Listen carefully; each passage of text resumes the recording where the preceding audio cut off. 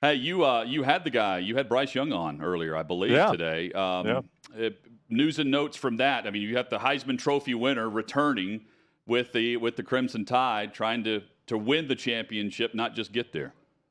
I thought one of the most interesting things from him, first of all, he's just a really chill, soft-spoken guy. I mean, for a guy that had the season he had and, has made the money he's made in NIL deals and won the Heisman and, PK would know more about this, but, might be the first overall or top 10 draft pick.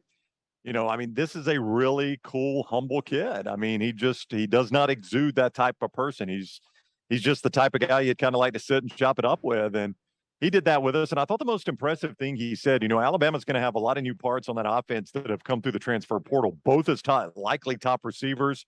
One transfer from Georgia and Jermaine Burton, KT Arrell from Louisville. And then Jameer Gibbs, the running back that will start behind him, transferred in from Georgia Tech. And then one of his offensive linemen from Vanderbilt. And we asked him about that and about, meshing those guys in and making them feel comfortable. And he said, a lot of people look at them and say it's their responsibility. In truth, it's my responsibility. I've got to be the leader of the offense. I've got to make them feel as comfortable and prepared as possible. And I just thought that showed a lot of maturity from a guy that, exudes that. He exudes a lot of maturity. But I think that's the interesting storyline with him and this Alabama offense is how many of these guys weren't even part of this team 1 year ago. Where would you rank him, Ryan, on the quarterbacks that Saban has had with Yeah. expectations going into a year? Is he the unquestioned number one guy on a list of several in recent years? Yeah, in terms of expectation, yeah, we had that discussion on our show today. Where does he rank in Alabama history? Because he is Alabama's first Heisman Trophy winning quarterback, but he also hasn't won a national championship. And at Alabama, if you don't win a national Right. championship as a quarterback, you don't really.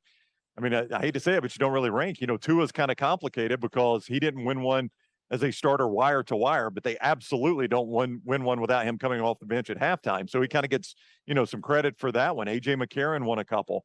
But to me, Bryce Young is the best quarterback Alabama has ever had. I mean, he was phenomenal last year.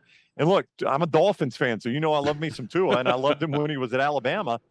But he was playing with a room full of NFL wide receivers. And, while Jamison Williams and John Mechie both got drafted, obviously, I don't think anybody would say to you that Bryce Young was playing with the same level of talent. And Right. listen, we're talking about Alabama talent, so the fall off's not huge, but the same level of talent that even Tua Tagovailoa was. So, I think he could potentially be the greatest quarterback in Alabama history, but he's probably got to win a national championship to secure that.